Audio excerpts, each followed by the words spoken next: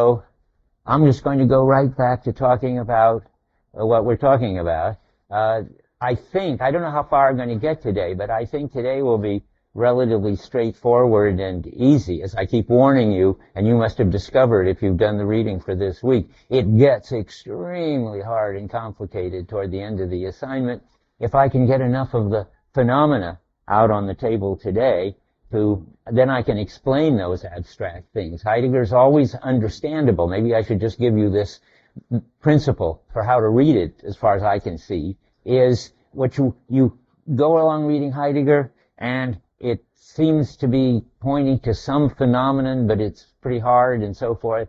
Then if you can get the phenomena that he's talking about, which is what we've been doing, like the simple phenomena of using equipment and how that works, then you can go back and understand the more weird things like the in order tos and towards whiches and for the sake of whiches, all have seemed like too much jargon. They all map nicely.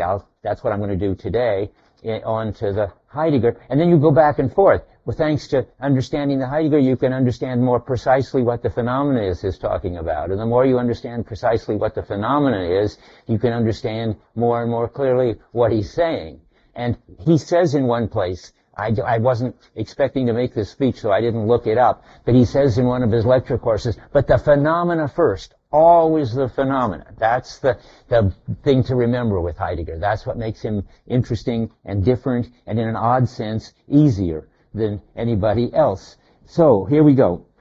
We've done the phenomenon of the kinds of being already, and that is the three big kinds, the present at hand, ready to hand, and Dasein. Now we have to add a more shaky one. Shaky only in the sense that Heidegger's not very clear about it himself, but it's very important, and it's always around in the book, but it doesn't get thematized very much, and that's the unready to hand. And then we have to talk about how they relate to each other. All these various ways of being that we've been talking about. That's the main project for today, or two more versions of the project for today would be, and it's trying to give you the structure of worldhood, just what Wittgenstein said you couldn't do, that there is a structure in the hurly-burly of everyday activity, and he's going to find it. And another project, which I've mentioned, but is going to get more and more central over today and next time, and that is to destroy the distinction between subjects and objects and between self and world, so that if you understand Heidegger and the phenomena, you won't be able to even understand anymore what people were ever talking about when they talked about, for instance, proofs of the existence of the external world, because he's going to show there's no internal external distinction, no subject-object distinction, no self-world distinction can stand up to a description of the phenomena that has freed itself from 2,000 years of tradition, making this distinction with all sorts of variations. And now we'll just plunge in and do all those things. They'll take the next two lectures. So starting with unreadiness to hand, that's where we were last time with the end, and it really is a sort of a mess, because he doesn't focus on it, and he doesn't distinguish it clearly enough from the present to hand. He says a sentence which makes my hair stand on end on the top of 103.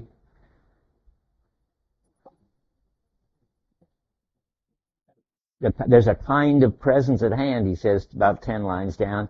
The presence at hand of something that cannot be used is still not devoid of all readiness to hand whatsoever. Equipment which is present at hand in this way is still not just a thing which occurs. All that's true, but it's sort of weird to be trying to explain this special mode of being, which is unreadiness to hand, which is the way you experience things whenever they're either, not only when they're not working, but when you're learning a new skill, when you're, as he says in a passage I'll read, when you're inspecting things and so forth. There's a whole mode of being which isn't transparent and withdrawn, like the ready to hand, and it isn't just in a context de-worlded way sitting there with properties like the present at hand. And he should just say, and boy, oh boy, look at that, another mode of being, the unready to hand. But he doesn't. He sort of tries to make it somehow a special feature of the present at hand. I mean, don't worry about that sentence. I mean, you can worry about it if you want to, but I don't recommend it. I think it's better to try to fix him in this case than to try to figure out what in the world he has in mind. We can see what he has in mind if you look at the bottom of 102, which is 73 in the German, when he talks about conspicuousness. I mean, that's the phenomenon. Conspicuousness presents the ready-to-hand equipment in a certain unreadiness to hand. That's the right thing to say. And then we can begin to describe what it is like, this unreadiness to hand. And then he describes three modes of disturbance, where disturbance doesn't necessarily mean, as I used to think, breakdown or malfunction. Disturbance just means anything that stops the transparent, ongoing coping that you normally just have. Ongoing is a Dewey phrase, but it fits this perfectly. I mean, everyday readiness to hand, when it's working, when it's withdrawn, is just going on and nothing interrupts it. Heidegger uses the same phrase somewhere, but as I say, every time I start saying things I wasn't going to say, I can't give you the pages. When I come across it again, I'll read it. But the main point is that there is a mode of experiencing equipment which isn't transparent, ongoing, absorbed coping, and it doesn't necessarily have to be breakdown either. But it is hard to find a word for it. I call it disturbance only because something comes along which disturbs the ongoing, unproblematic, skillful coping. And it could be, Heidegger has three kinds: conspicuousness, and then he also mentions, what is it, the obtrusiveness, and because I decided I only wanted to talk about conspicuousness, but now I'm talking about all three. Help me find the third one. What's obstinacy? Right. These are sort of progressively just holding up of what you're doing. Conspicuousness is the interesting one to me, because that's the main one that you have a lot of the time and plays a big role. The other ones are when things are really breaking down and something is either not functioning at all or something is in the way of something else. I don't even want to talk about them. I'm happy to talk about conspicuousness, and you can do the rest.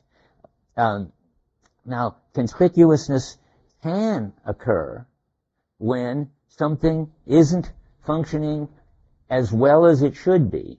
That is, you can see that best. It's sort of scattered all over being and time, and I'll just have to help you find it. On 409 is a very important place where he's talking about this. 409? So it says, let's see. Oh yeah, that's a little sort of throwaway phrase, but it's important. This is German 358. It's important to see that it's not breakdown. He says, on the contrary, never mind what the contrary is, the tarrying, which is a funny word, but that means sort of coping with things, but not ongoingly. The tarrying that results from a discontinuance, this is my translation, of one's manipulation. You better fix that, which is that, because it's all wrong in here, and you couldn't understand what it meant if you read it tarrying, which is discontinued when one manipulates. No, it's the tarrying that results, that you'll get held up, slowed up from the discontinuance of your ongoing manipulation. That can take the character of a more precise kind of circumspection, such as, now we get these positive ways of paying attention to what's going on that's not transparent, but is not a breakdown either, such as inspecting, checking up on what's been attained, or looking over the operations that are now at a standstill. but not as a, excuse me, not as a standstill because anything broke down, but it's the end of the day, presumably. And you can add another important one, it seems to me, which is when you're learning some new skill. Then you've got to pay attention to what you're dealing with and how to deal with it. And that's conspicuousness. And it's not a breakdown or a malfunction. It's not even really a disturbance. It's just a mode of being that you have to you need some time. Yeah. If you like, you're a bartender and you're like pouring drinks to a guy, okay? But at the end of the day, you have politics. Okay, that's when everything's at a standstill. It's the end of the day. You pay attention. I mean, I think of that. Maybe you could, if you were a bartender that was really good at it and had done it a long time, all sort of transparently. I mean, it's not clear that you have to pay much attention to collect all the glasses and polish them and put them back on the shelf. If you do, then I think you're just learning the skill and they're not really a full-fledged coper yet. Anything else? Okay, so learning is another important one. Or having, and it's sort of like learning, dealing with a new piece of equipment. I mean, it's sort of a little different, but not much. I mean, you can be learning to ride a bicycle, or you could be dealing with a multi-gear bicycle when you only had been riding a non-gear bicycle. All that would be conspicuousness. And what's important, why it's important that this is a special, interesting way of being that Heidegger doesn't hash out enough, is that what shows up then? I mean, if it can't be that nothing shows up, that would be withdrawn. That would be exactly what should happen if you're really coping well. And it can't be that substance and property show up, because that would mean that you'd sort of be given up altogether. That's what happens when you've lost something that you were trying to work with, or the hammer can't be found, or something's in the way and you can't reach the hammer. Heidegger has, those are the obstinacy, and what was the other one again? I keep forgetting. What? Obtrusiveness. Now, it can't, when those can be so far gone that you're just staring at things and looking at their properties, and then they're present at hand. But conspicuousness, particularly, the other ones can probably be like that too, but it doesn't matter. Conspicuousness must reveal things in its own unique way, not as invisible, so to speak, and not as substances with properties. And Heidegger knows that, and he mentions it, but way back on page 412. And most of the interesting things about all this happen on page 412, which, since we're never going to get to the second part, division 2 in this course, we better just look at that paragraph now. Hammering comes back. It comes back in a context which is not relevant right now. Namely, he's going to derive a theoretical attitude and what shows up in a theoretical attitude. But he's going to get there starting with coping and starting with something that's conspicuous because it's not coping well. So it's the second paragraph on 412, which is 358 in the German.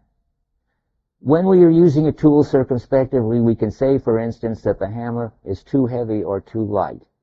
Even the, utterance, I want to say, it couldn't be, the proposition is irrelevant. Even the utterance that the hammer is heavy can give expression to, propositions don't give expression, I don't think, but it doesn't matter for what we're doing. Even the utterance that the hammer is heavy can give expression to a concernful deliberation and signify that the hammering is not easy.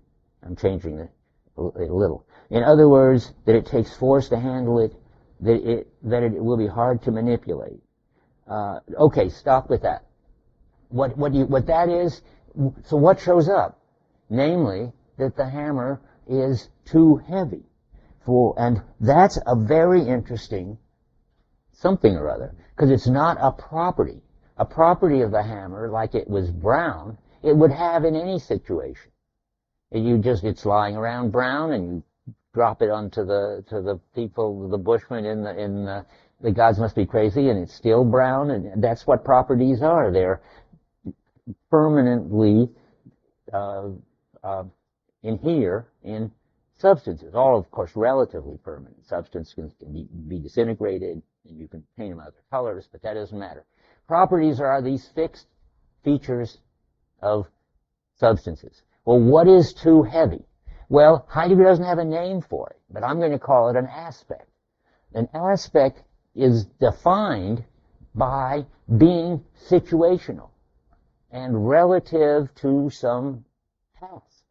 So the hammer isn't just too heavy. It wouldn't be too heavy orbiting the Earth. It's too heavy for me, for this job, or these kind of nails, or this kind of wood, and it maybe it's not always too heavy for me, but I'm tired. And you can make up anything you want. The important thing is that too heavy is not a feature of the hammer.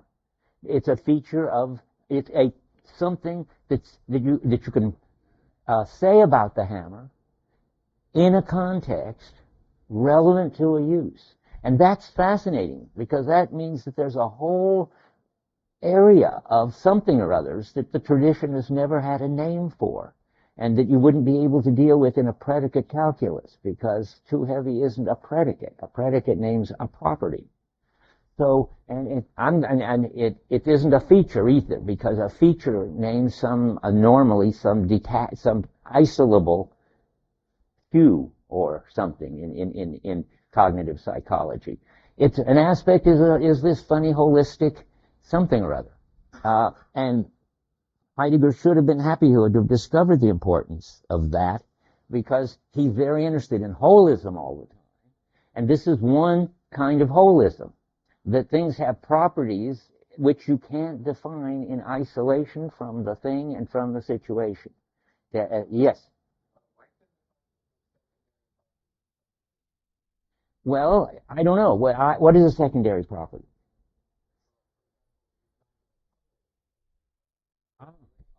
I see. Now I got it. Yes, it doesn't, but I admit it's interesting why. You're thinking, I believe, yes, of course, color could be relative to me. Something with a different visual system wouldn't see the color. But in the everyday world, I mean, that's too far scientific and not phenomenological enough. Color is definitely a property, and it doesn't show itself, so to speak, as depending on your visual system. And so secondary properties, rightly named, I think, are still properties. They're properties which, from a theoretical point of view, are not self-sufficient. But we may turn out to be wrong about color, but phenomenologically, it's going to just be a property anyway. Yeah.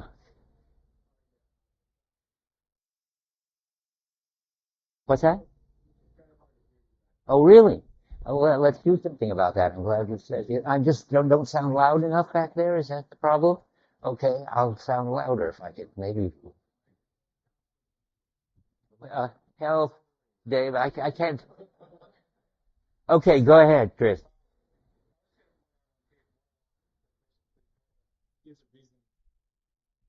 Wait a second. He wants to. Yeah, well, that's what I was trying to do, but he said I need to move it down toward the middle. Well, let's see what we do here. But I'm glad somebody spoke up. I don't. Okay, now you think am I louder now? Good enough? Okay. Tell me if it turns out not to be working for you. Now go ahead. Yeah. Yeah. Okay. On page 101, points out why it doesn't and why the idea of secondaries. Properties. First paragraph, I think this takes the vagueness and object to imply that it's perfectly handled and priority, which is not the case. Yeah, but that's wrong. But I mean, wrong of Heidegger. No. Wait a minute. I mean, that's bad. Okay, well, that's only because he's used the word aspect. I mean, but anyway, he may not want to call it an aspect because this is on 101. I know he uses aspect in his own way, and it's probably not going to work with my way. But and I'm not attached to aspect. I just don't have any other name for this. But let's see his use of aspect. I mean, his use of aspect. I'm not disagreeing. Christian, right? Curtis. I knew it wasn't quite right. I'm disagreeing with Curtis only not about what word to use, but let's worry about that. The kind of being that belongs to these entities is readiness to hand, but this character is not understood merely as a way of taking them, as if we were talking some aspect of the entities. Yeah. In quotes, no, you notice. And what he means there is, if you use aspect that way, he's saying, well, you don't just take present at hand entities and give them functions and assign them functions. We're going to talk about that precisely next Tuesday. That's the issue he's got with Descartes and John Searle. And but it's not this. But I'm glad you brought it up, because if that, and I don't know another better word, so I'm going to take the word away from him. It is not a technical term for him. It's just a little quote word. Clearly, he uses it in the traditional sense, like paragraphs and quotes. Says not how it's to be understood. That's a Well, I'm not convinced that that's, maybe. You think it's used as present at hand? So, I guess the question is, do you think he uses aspects in a revised way? no, I mean, he asked me, I don't think he uses aspects in a revised way, because I don't think aspects has any clear meaning. In the tradition, it's not a term that's got a present at hand meaning, or ready, or an unready to hand meaning, and he doesn't bother to give it. I mean, that's my complaint. He doesn't have to, I mean, I don't care what word he uses, but he better find a word that the tradition hasn't taken over and made into a property, or make up one. He's good at making up words. Why doesn't he make up one for the too heavy? Whatever, and the too heavy, is all over the place. I mean, things are too bright and too hard and too easy, and that's just a one subset of all the ways that things can become conspicuous. I think that's a good word, and not just transparent, but go on coping, go on functioning. That's the hammer being too heavy is just an example. Did I see a hand up there? Yeah, Tyler. If I remember, even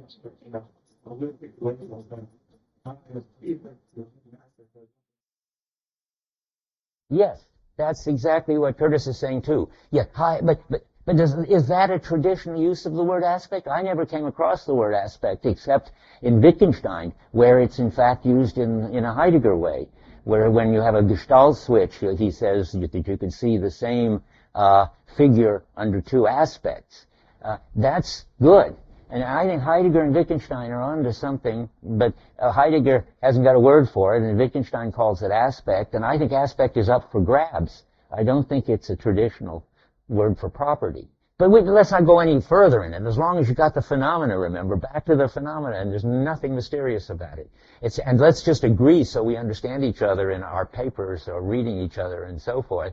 We're going to take over the word aspect from Heidegger and use it to describe the situational characteristics of things. I'm just trying to avoid the word property. Characteristic may be, I just invented it, a blanket term that's going to cover aspects the way I'm using it and properties. They're both something that a hammer can have. Now, I didn't expect that to be such a big deal. I mean, it is a big deal, but the name for it is not supposed to be a big deal. It's a holistic something or other of a hammer, or of anything that's functioning, but not very well, or that you're learning to use. Remember, I got to go back over the big list again, because I'm falling into the fact that the hammer happens to not be functioning very well in Heidegger's example. But if you were inspecting things, they would have aspects. I mean, the job was really well done, or sloppy. Those are aspects. I mean, sloppy given what you expected and what you wanted and what the situation requires. If you were, what are the other list of things? If you were learning things, they could be too hard or too simple, or and so forth. Whenever, it doesn't have to be something not working. Whenever you're in the unready to hand business, then you're in the aspect business. And I also think that there's some, and this is something just on the side for those who've had any Husserl or Searle, I think they're in the aspect business sometimes. I think that when you get aspects, you get some, no, I don't want to talk about that. Sorry. If I do it, just confuse you and interrupt what I want to talk about. So let's go on to the changeover to the present at hand, because we're on page 412, and that's where we should be staying and not wandering off. Because that brilliant paragraph, which I'll come back to again much later in the book when we get to science and theory, but let's just go on a little. The entity is, but this proposition, this utterance, namely the hammer is too heavy, can also mean that the entity before us, which is already known circumspectively as a hammer, has a weight. That is to say, it has the property heaviness. So you see, he's got the word property right. He just doesn't have any name for what the heaviness is. But and what has happened when you've made that switch over? Well, you've now gotten to the point where you're describing it in a way that you have that it's always got. It exerts a pressure on what lies beneath it, and it falls when that's removed. When this kind of talk is so understood, is no longer spoken within the horizon of awaiting and retaining of equipment. Never mind awaiting and retaining, that's technical Division 2 talk. But in the horizon of using equipment, an equipmental totality and its involvement relations, then you're in the present at hand. And you can make one more switch over, just so you see the whole picture. There are two kinds of present at hand. Heidegger knows there are. He sees the phenomena. He hasn't got a good name for them either. But there is, I'll name them. There's substance, and you've already got to the substance when you've got an object that has the property of heaviness. But you can get it even more, if that's already desituated, because it has it all anywhere. But you can then just totally de-world it. And Heidegger talks about how science de-worlds things. That means take it out of all reference to us and to anything else. And then you could say the hammer has mass, he goes on. We are looking at something with mass. You cite something that is suitable for the hammer, not as a tool, but a corporeal thing. So you get to the corporeal thing subject to the law of gravity.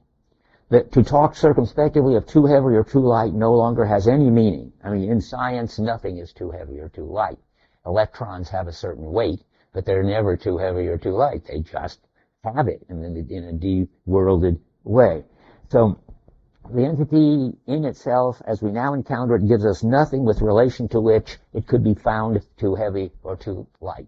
We've switched over, as he says at the bottom of the page, changed over to, in fact, the scientific way of thinking about things. Okay.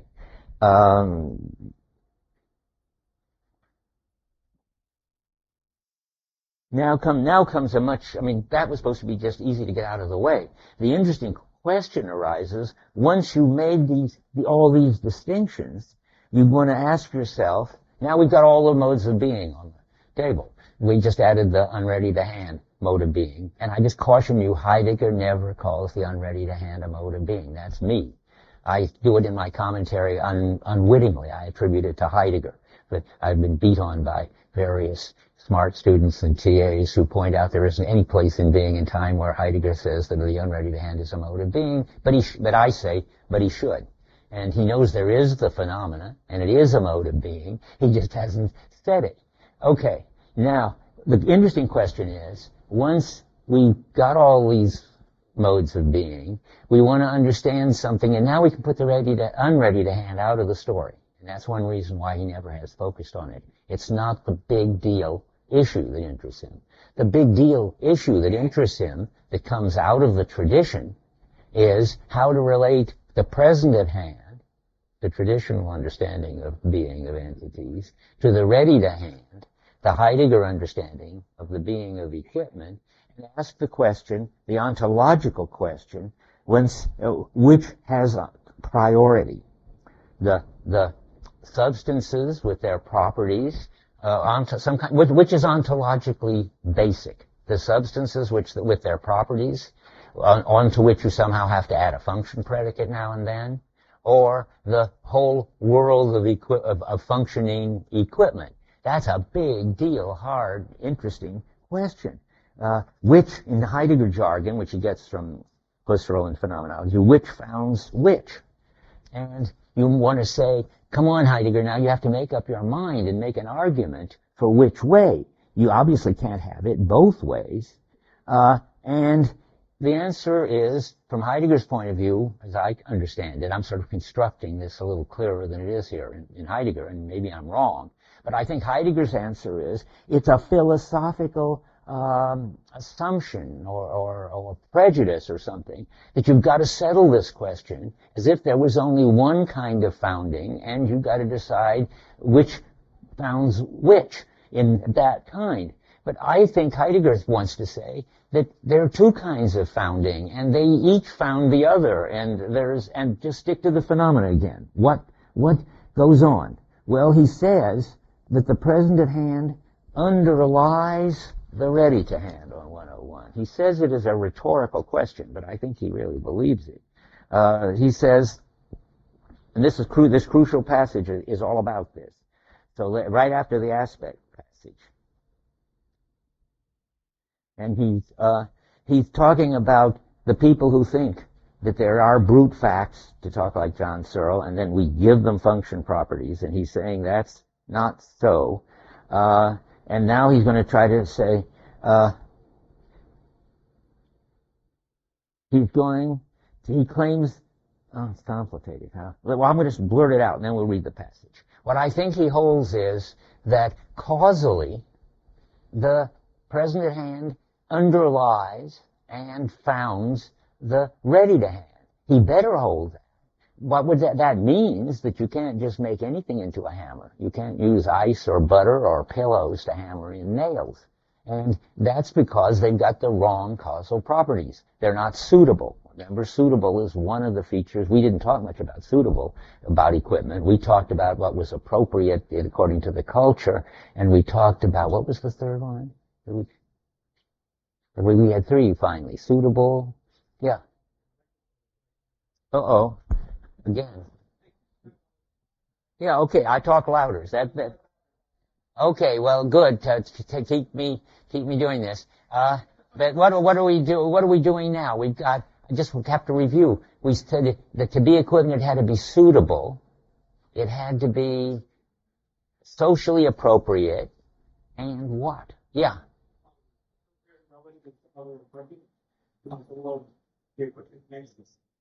What was I had a name for each of these things. It has to have, let me think, it has to be suitable. It has to have, that's what he's saying too. It has to have a function, it has to have a function in the system of other equipment, and it has to be socially recognized as that being its appropriate function. Right. Now, why am I saying this? Because I'm trying to talk about the causal properties. And the causal properties are what makes it suitable. That is, as I just said, you've got to have the right causal properties for hammering. So in a certain sense of founded, which I think he would call underlies, the present at hand is going to underlie the ready to hand. But on the other hand, and that's the new idea. I mean, that's the old idea. I mean, that's what everybody from Descartes to Searle would say. That's how it's founded. That Heidegger wants to say, but there's another kind of founding, which is what makes it intelligible as a such and such. And none of these causal properties make something intelligible as a hammer. So if you're asking what founds this intelligibility, or what underlies the intelligibility, it's got to be its role in the world of coping Daseins. And that's fundamental and founding. So they're just two foundings. And as I put it, I don't know if you brought the chart. I said to bring this chart of the modes of being of entities other than Dasein. I mean, I'm not going to read all these details. How many don't have the chart? I was going to make more, but I didn't bring more because I'm not going to talk about it long, and because I found some typographical and other little sort of mistakes on this one that make me want to fix it. Then I'll put it back on the website in a better form. But for the time being, it's good enough, and it is on the website, and you can find it and print it. But all I want to say is, reading from the top down and the bottom up means the following. On the left-hand column. So if you read it from the bottom up, never mind that bottom, which is pseudo stuff that philosophers invent and Heidegger doesn't believe in. But if you believe in the present at hand and no more, that's the theoretical stuff that you see isolable determinate properties. The hammer weighs 500 grams, and it's all about, there's a universe and that governs these theoretical elements. Then you read it from the bottom up and you try to account, and period. And you say, and these causal properties underlie readiness to hand. They don't account for readiness to hand. That would be that's the mistake. That's what Searle and Descartes tried to do. Heidegger thinks you can't use physical properties to account for meaningful relations as the readiness to hand. So you read it from the top down. That means that the most intelligible thing for us is equipment functioning, and then on the basis of that, now we get the on the basis founding, which is different than physical causal founding. On the basis of that, you can make the unready to hand intelligible, and on the basis of that, you can say, well, and if you left out all the situational properties of the ready to hand and the unready to hand, what you'd have left is the present at hand. So you derive its intelligibility. What it is to be present at hand is founded on what it is to be ready to hand and unready to hand, and on having a place in the world. And remember, Heidegger's quite clear about that. I keep quoting this phrase, the presence at hand depends on us, but the present at hand doesn't depend on. What's present at hand doesn't depend on us. So there's that stuff, what's present at hand, which doesn't depend on us, which founds the suitability of the hammer. And then there's the intelligibility of it, and the being of it as being ready to hand or being present at hand, and that depends on us, and you can derive being present at hand as a more and more attenuated version of readiness to hand. I mean, that's very mysterious, what I just said, and I'll say what I mean, but we'll have to go over it more when we get to the Descartes thing. Why do you have to derive it that way? Well, the punchline of the Descartes part is really, you cannot make sense of the present at hand independent of understanding that mode of being or that mode of intelligibility as having a lot left out of the readiness to hand. And what you can't do is try to make sense of the ready to hand by adding something to the intelligibility of the present at hand. That's why the founding relation goes both ways. If the causal one goes up and the intelligibility founding goes down, I think it's just important to say that because sooner or later people get worried and confused about it. And this is sort of the answer to what he's saying on 101 as a question. And well, more than a question. Let's go above, right, a bit above 72 in the margin. 101 in the English. Where in the middle of that big paragraph. To lay bare what is just present at hand and no more, cognition must penetrate beyond what is ready to hand in our concern. Readiness to hand is the way in which entities, as they are in themselves, in quotes, just when they're being themselves, are defined ontologico-categorially. That's always funny that he wants to put, remember he puts readiness to hand in category because it's not Dasein. Everything that isn't Dasein, which is existentials, comes under categories. I don't like that. I think we need another word for it. But anyway, it doesn't matter for us. We'll just take it his way.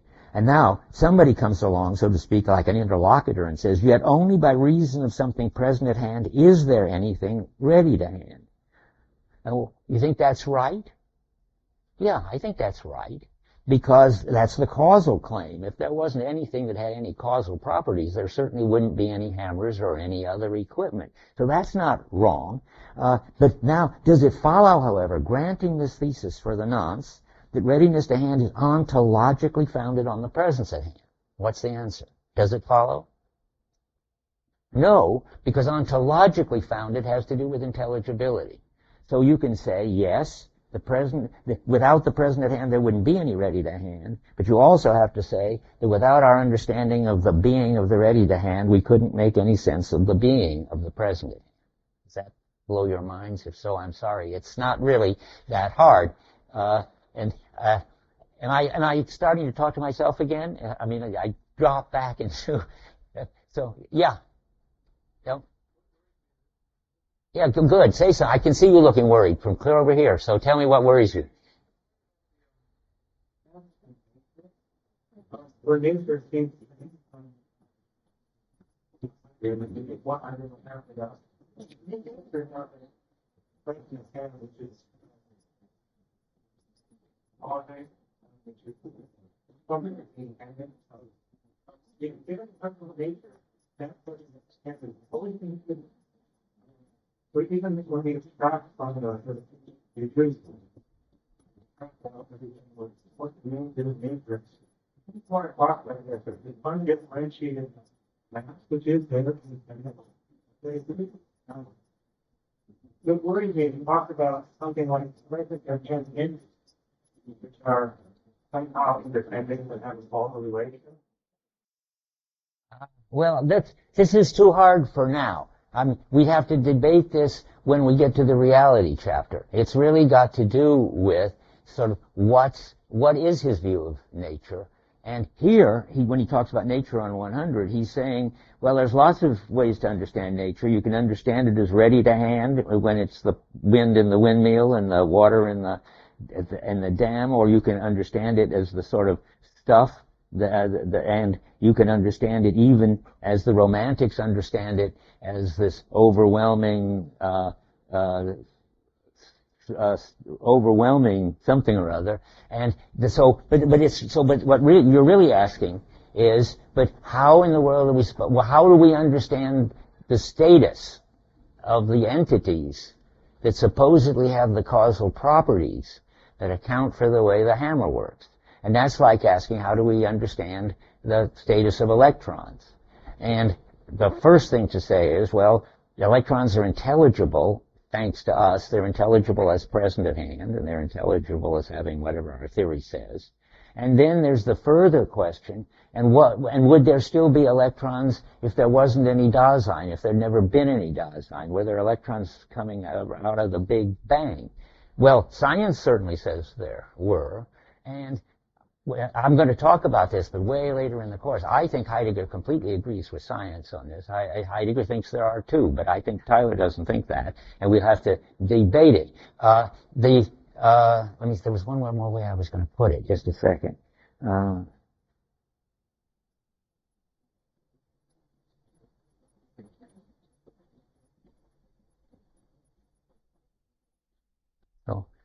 I mean, I just had one more thought about electrons, whether they were around all the time or not. Well, I can only just repeat. I think that he thinks that the present at hand in some way underlies the ready to hand. I'll show you a passage supporting that. And I can't think of any other way except causally. And I can't think of how it could do it causally if it wasn't that there were, in the jargon of the philosophy of science, natural kinds with causal properties.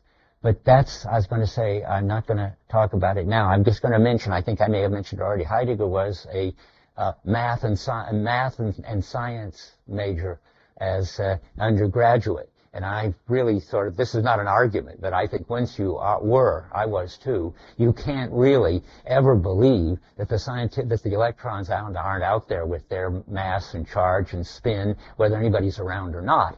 But that's not enough just to believe it, because you've been sort of conned into it. You have to have an argument. And I haven't given you an argument, and we won't get an argument until we get to the part on reality. But I'll show you a place where I think my way of looking at it glimmers through in the midst of such murkiness that I don't expect anybody to be blown away and believe it. Okay, where is it? It's the same passage where the unready to hand comes in that I've talked about at the beginning of the today. Help. Where is it? Somebody has it in their notes, I'm sure. What? Yeah, I think that's right. No, but 103. That's close. Okay. Now, the crucial sentence here is that it looks like, in some way, the present at hand has been underlying the ready to hand all along. So when he says, are we going to grant that for the nonce, I think he grants it. Then the question is how that happens. But here's what he says here about the underlying, which I think is important. I'm going right after unreadiness to hand at the top of 103. But this implies that what cannot be used just lies there. If you're staring at it, just lies there. You're not using it. It shows itself as an equipmental thing which looks so-and-so. I mean, this thing, people call it a hammer. It's lying there. It's got a blob, and it's got a shank, and it's got properties, and so forth. An experimental thing which looks so-and-so, and which, in its readiness to hand as looking that way, has constantly been present at hand too. So what does that mean? I mean, that's some recognition that the suitability of the hammer has been there all along. It's just something that you aren't paying any attention to, and rightly so.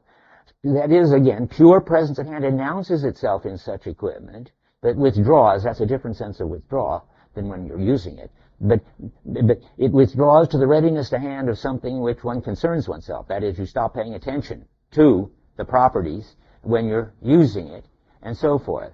And that's it. I mean, that's it for the time being. Put it aside. If you want to write your second paper on Heidegger, whether Heidegger's a realist about science, it's a great subject. I struggled with it for years, and I think I understand it now, but it's not obvious by any means. In fact, almost all the commentaries you're going to read, if you read other commentaries than mine, you're going to find even the great Bill Blattner, whom I admire immensely for having a very good grip on this thing, thinks that Heidegger is an idealist about science. But so now we got to go on, and we'll get back to that someday. Now we've got this talk about the structure of the world. We haven't really done that yet. I mean, we promised that Heidegger's going to do what Wittgenstein couldn't do, and we've got to overthrow the subject-object self-world distinction, which we promised to do, but we haven't done it yet. And that's, for the rest of today and all of Thursday, that's the job. And I'm going to read you something from the Metaphysical Foundations of Logic, because it's so interesting how Heidegger says that he doesn't say doing Wittgenstein's job and finding the structure of the world is his job, because that's just hadn't occurred to him. But he does think it's his job to destroy the subject-object distinction. And he thinks that distinction has been around forever, and now it's got to be fixed. But first, that it's been around forever. This is on page 130. I used to think the subject-object distinction starts with Descartes, and it does in a way. He names subjects, he names objects instead of substances, and subjects instead of, people or something. And he treats them as more self-sufficient. He has a lot of different properties. Heidegger's going to go into this in an amount of detail, which I should warn you, don't worry about it. I might forget to say this, next week, when we get to the destruction of Descartes himself, so to speak, there's lots of detailed discussion of what res extensa is and what res cogitans is. Don't get bogged down in it. You don't have to know it to understand the refutation that he's going to give. But I now see that anyway, that he thinks that something like the subject-object distinction, more like the self-world distinction, was around already, and Descartes just sharpened it up. So on 130, he says, first full paragraph. 130, not of the being in time, but of the metaphysical foundations of logic. Remember, I keep repeating this just shows the two books that are like bookends around, the three books that are casting light on being in time all the time, and which I put on the recommended reading list, are the History of Concept of Time, which was written before Being in Time. The Basic Problems, which was the course Heidegger gave the year Being in Time was published. And then a year later, this course, which is, so that Heidegger's getting clearer and clearer about being in time. One more thing I should remember to say. I have, of course, put all the recommended reading in the Howison Philosophy Library. I never said that. That's important. I mean, you're welcome to buy it if you can afford it and want to have a lot of Heidegger around, which I certainly like to do. But you don't have to buy it. You can go read these passages that I'm talking about in the Philosophy Library, which is on the third floor of Moses. So here's what he says. It's remarkable that the problem addressed by this claim, okay, and let's start one sentence earlier. Being by is an existential. That being by is the thing that is badly translated being alongside the world. Being by with a by isn't much help either. That's being amidst. As an existential is, of course, itself a problem. It's a problem precisely because of the seeming self-evidence of the premise of a subject-object relation. That is, how are you in the world? Well, that's what we need to know, and it's an existential, that you are somehow roughly at home in the world, and now he's going to try to talk about that. It's a remarkable problem. It is remarkable that the problem addressed by this claim cannot be budged. It is as old as philosophy and appears already in Parmenides. That's how wrong I used to be.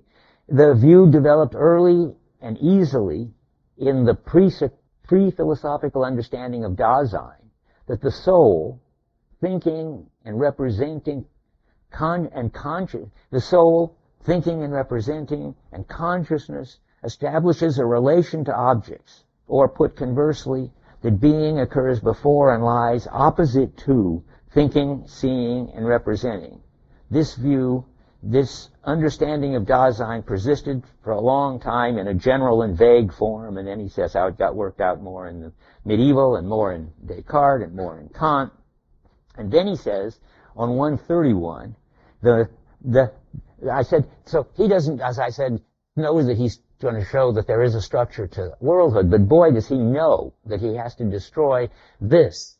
It's more than just destroy Descartes. It's more than destroy Descartes to John Searle. It's something, it's very, very big. He says, bottom of 131, still in the Metaphysic Foundations of Logic, one of the main tasks of being in time is to bring this relation, that is subject-object kind of relation, radically to light in its primordial essence, and to do so with full intent as the first characterization. And then he says, my essential intention is to first pose the problem and work it out in such a way that listen to this, that the essentials of the entire Western tradition will be concentrated in the simplicity of a basic problem. So he thinks that the whole philosophical tradition is sort of hangs on this, and he's going to refute it, and he knows what he's doing, and he's going to do a good job of it. And now, where are we? Let's see. And how is he going to do it? Well, he's got several moves. I said he already missed one of the moves. He could have done it partly by the holism of aspects, but he didn't make a deal out of that. But that's not a big deal one anyway. The big deal one we've already read is on 97, 68 in the German. Now, we're looking for ways in which he's going to show that this holism of world is, that there is a holism to the world. It's all interdefined. And he's going to show that when you follow out that interdefining, it's going to destroy the distinction between self and world.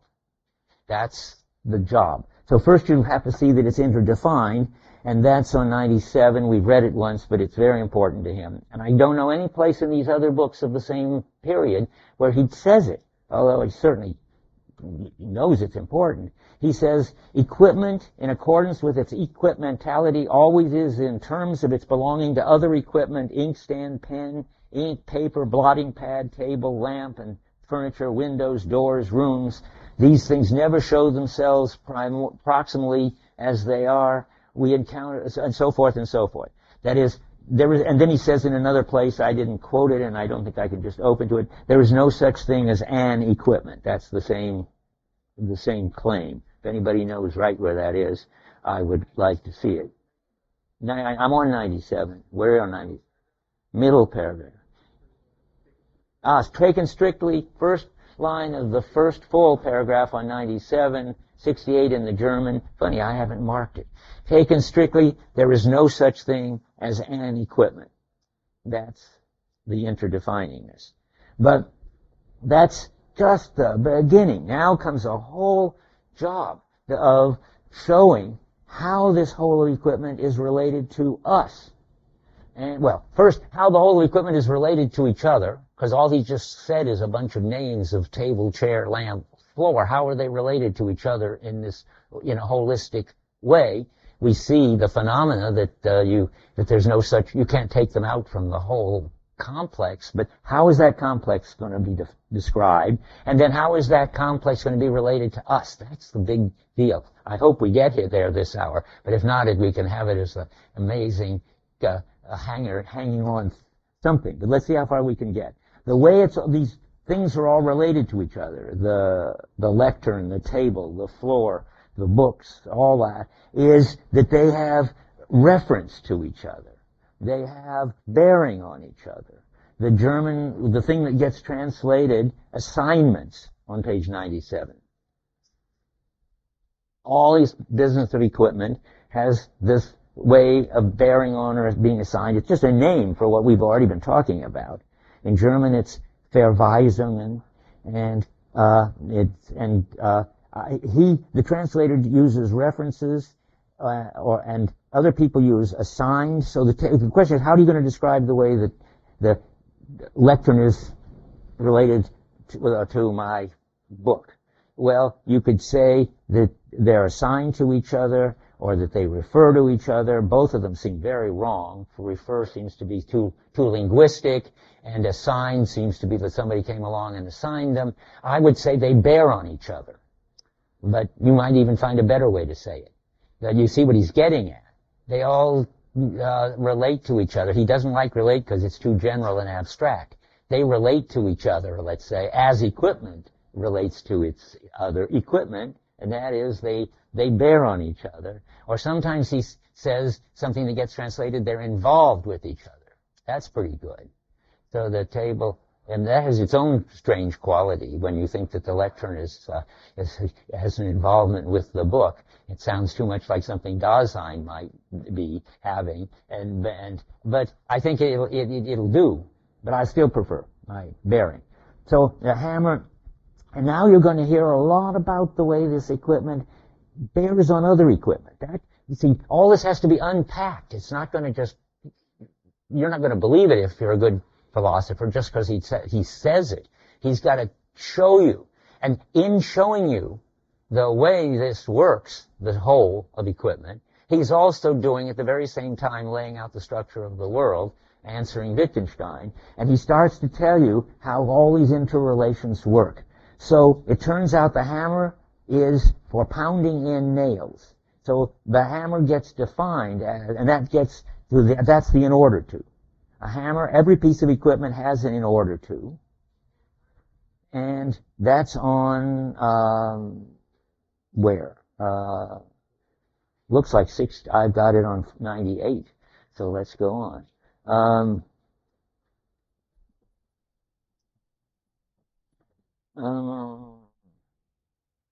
At the bottom, dealings with equipment subordinate themselves to the manifold assignments, there's that use of it, of the in order to. And the in order to is just whatever it is. I hammer in order to drive in nails.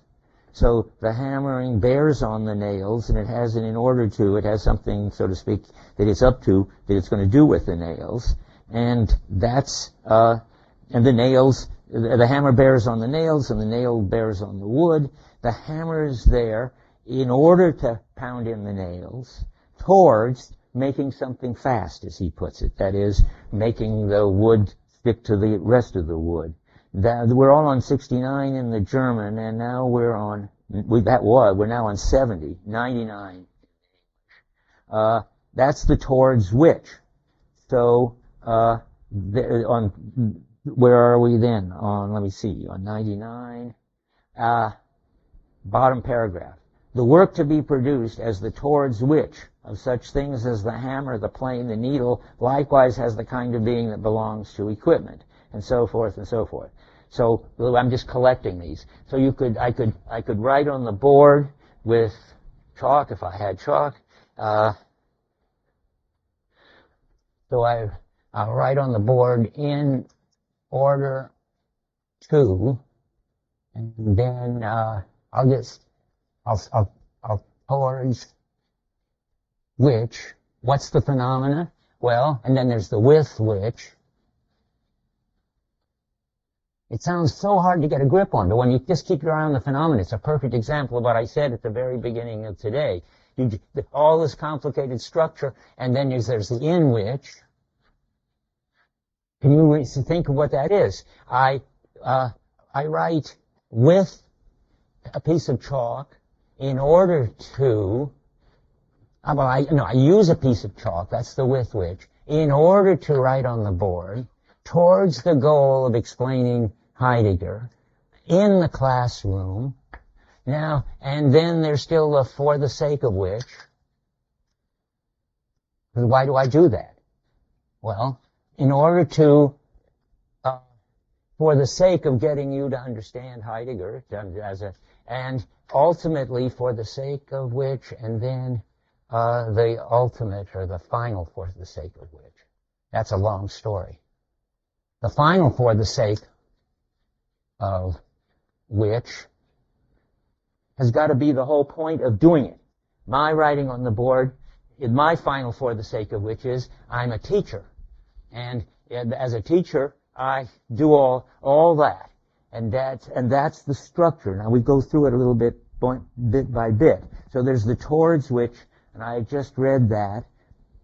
And what is the for the sake of which? For the sake, we're going back to the wood. I hammer the nail into the wood in order to, I use the hammer in order to hammer a nail into the wood toward making it fast, then a bigger and a higher, longer toward making a frame. There's a whole bunch of towards making a house, and then the final question is, and why do I do all that? But that's something to do with being a carpenter. Now we have to go through that. So we've gone to the building of the house so far. But why is anybody building a house? Well, that's got to do with the point of the activity. That gets translated involvement. And involvement is okay, or relevance. The hammer's involved with the nail, and the nail's involved with the wood, and the wood is involved with the frame, and the frame is involved with the house. That sounds sort of funny. Maybe it's a little better to say the hammer is relevant to the nail, and the nail is relevant to attaching the wood, and the wood is relevant to making a frame, which is relevant to making a house. That's how I would put it to myself. And the house is the primary towards which. That's on page 116 or 84 in the German. And here it is. So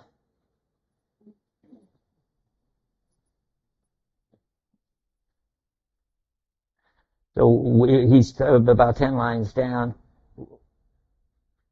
With the towards which of serviceability, there is again an involvement with this thing, for instance, which is ready to hand and which accordingly call a hammer. There's an involvement in hammering. With hammering, there's an involvement in making something fast. With making something fast, there's an involvement in protection against bad weather. And that's shelter, so you'll want to, maybe we should have put shelter in there. So that's the point of it. And this protection is for the sake of providing shelter for Dasein. And that's putting it all together now. But now there's a kind of interesting puzzle that Heidegger isn't Doesn't make as clear as he should, though he's clear about it. So the final towards which, we've still got to say something more about that. So it's on 116 at the bottom. Now, but let me motivate this. It's going to turn out to be misleading if one thinks that Dasign's final point that makes the whole job of building the house make sense is to make a shelter. Because what's wrong with that? Well, it's only not Dasein-y enough. That is, beavers can do that.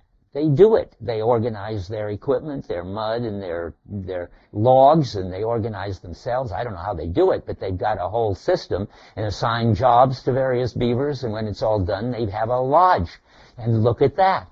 They've got looks like they've got in order tos and towards whiches, and for the sake of whiches, they obviously make the lodge for shelter. Something seems to have gone wrong. That, if you really believed that about Dasein, you'd be a sort of sociobiologist. You'd ask sort of what natural thing in the Dasein animal is making it do this thing, which obviously has an important function in keeping it alive and so forth. That's obviously the wrong way to think about it if you're going to try to understand the holism of equipment and why it exists at all and its relevance to Dasein. We haven't quite nailed it yet. Well, he finally nails it at the bottom of 116. In the German, it's, who knows, 84? Yeah. The primary towards which is a for the sake of which, but the for the sake of always pertains to the being of Dasein. Now, everything hinges on getting that sorted out. Its shelter would depend on the being of Dasein, in that you might well die if you didn't have a shelter. But so that can't be, it's not that kind of being. What kind of being does Dasein have? Well, it's the kind of being that takes a stand on its being. So somehow this structure chain of the way equipment is holistic and gets its meaning has got to bottom out in the way Dasein takes a stand on its own being. That's the kind of being of Dasein that we want. Well, what would it be? Well, you do this whole job for, say, being a shelterer, or being a carpenter, or being a homemaker. Who knows? I mean, but my story, at least, I already told you the answer. I said you write on the board with chalk in a classroom in order to get, I take up chalk in a classroom in order to write on the board towards explaining Heidegger for the sake of teaching you or something like that. And what goes in here with the final for the sake of which when I told the story? Being a teacher. Right. And that works perfectly. And that doesn't mean that everything I do. I had a brilliant student who was worrying about whether when he washed his hands and brushed his teeth, this whole in order to story happened and how it came finally to his being a what. And the answer is, I think, something like, well, whatever you're doing that's significant gets this chain effect. But lots of things you do are just routine and insignificant, and you just do them out of habit or something. Heidegger isn't committed to the view that every time you use equipment like a toothbrush or soap or water, you've got to go into this whole chain. But when you do anything that's meaningful, significant, you do go into this whole chain. And now I have to give a little speech about being a teacher or whatever. It could be a homemaker or whatever. Then here Bill Blattner was at his absolute best. I just said one thing I disagree with him on. Here's something I totally learned from him. It turns out that Heidegger thinks in Division 2, and it's very important, he says that what the final thing here, the ultimate for the sake of which is the being the stand I take on my being, using all this stuff to do it, that final thing is something that's in a kind of future, but it's not a future that ever arrives. And you wonder, what in the world does that mean? And it's very important to Heidegger that the primordial future, the really important future, that isn't something that ever becomes present. Now, don't worry about that, but just get the phenomena. The interesting thing that Blattner points out is that you can work toward getting a professorship, getting tenure, let's call it, and you do all this and you write on the board and you have office hours and you grade papers, all of toward getting tenure, and it's in the future, and one day you get it, and then it's in the present, and it stays there unless you lose it for some bad thing, and then it's in the past. But that's not what it's like to be a teacher. If you get your understanding of who you are by whatever it is, and I'll just stick to mine, I've got to have the phenomenon in front of me, it coordinates all your activity. You never arrive at being a teacher. It's always, so to speak, ahead of you. But in a kind of future that is never going to arrive, but it constantly organizes what you do. And if being a father is also something, again, you have a baby and you become a father, and it was in the future, and okay, there's the baby, now you're a father. But there's another sense of being a father, which is a full-time job that you just got for the rest of your life when you got this baby. And that's the kind of thing that Heidegger has in mind as the ultimate for the sake of, that connects up with Dasein's being. Now you're ready to understand the punchline. In a certain sense, we did get there today. Why is it so important that he makes this, that it comes out this way? Well, to begin with, Dasein has to take a stand on its being. Its being now turns out to be something like an identity it gives itself, using, I think, roles that are around in the society, but like being a teacher or being a shelterer. You can't just probably invent this out of nowhere, but you take it up as your way of being. But you can't take it up, and now comes, I was just reviewing. Now, but in the next move, you can't take up, say, being a teacher, if there isn't a world full of equipment for being a teacher, chairs, classrooms, lights, chalkboards, lecterns, and all that. And if that equipment isn't functioning, I mean, that equipment has to function in order for you to be a teacher. You can't just sit home and say, boy, I am a teacher. I don't go to office hours and I don't like grading papers, but I really think of myself as a teacher. That doesn't work, according to Heidegger. You are what you do, he says at one point.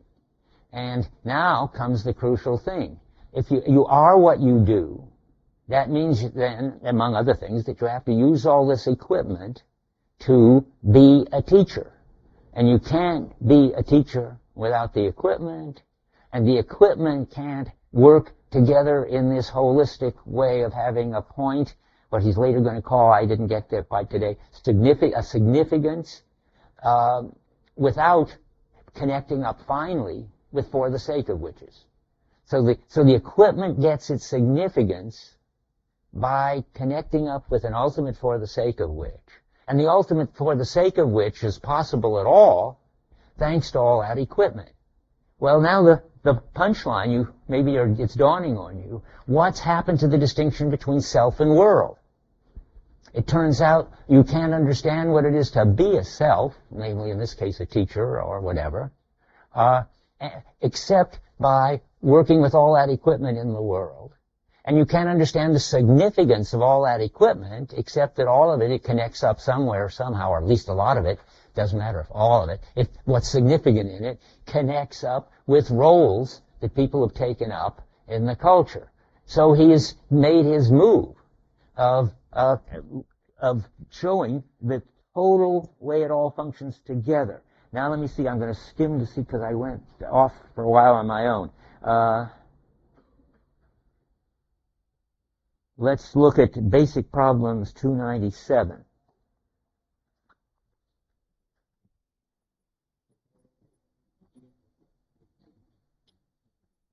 So it says, let's see, I will just read it, and if it turns out to be what I want, let's hope it's what I want. It says,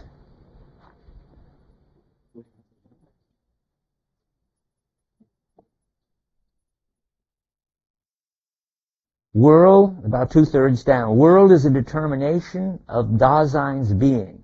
This is expressed from the outset when we say that Dasein exists as being in the world. The world belongs to Dasein's existential constitution.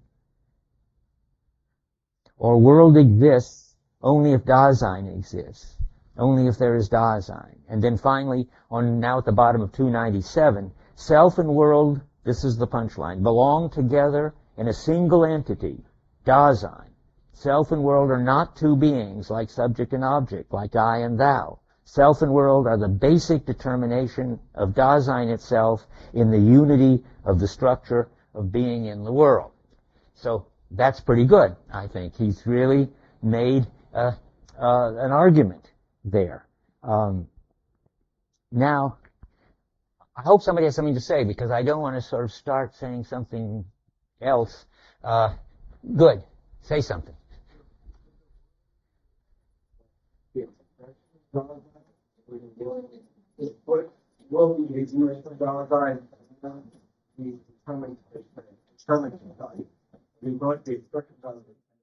Yeah, because of this funny fact that Dasein is what it expresses itself as. It goes back to its being is an issue for it. So to express itself, it has to take a stand on what it is to be a father, a teacher, or whatever. And it can do that only by using the equipment for that. And there wouldn't be equipment for that if there weren't people who understood their being that way. I'm just repeating myself, but that's helpful. Yes. More about interdependence, but not how each other they're not. I see. Well, yeah, I mean, good question. She's not convinced. She says they're interdependent, but he's sort of gotten rid of the notion of self and world at all. It's really the same as his question. I mean, if you really can't understand self except as it is expressed through equipment, if you can't be a self except when you're coping using the equipment, then you've got the missing link. She's convinced. That was simpler than one might have thought. But Heidegger has got a real neat move there. I think it is convincing. Anybody else? Yeah, Dave. You thought that it can't be anything basic. Good point.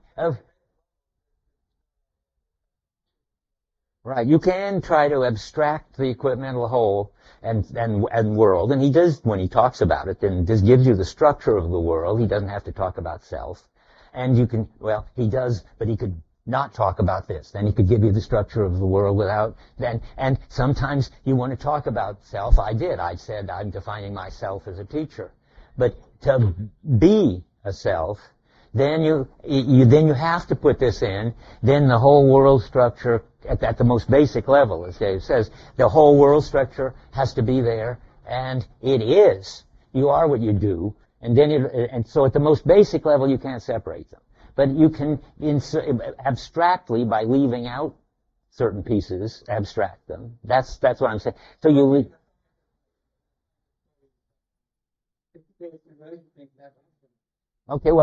Okay, well, be careful. I mean, scientists mostly study the universe. I didn't make a big deal about it, but when you got the distinction between the existentials and the categories, I did probably say that I remember saying it because I talked about Terence Malick at that point. People are in the world, and scientists study the universe.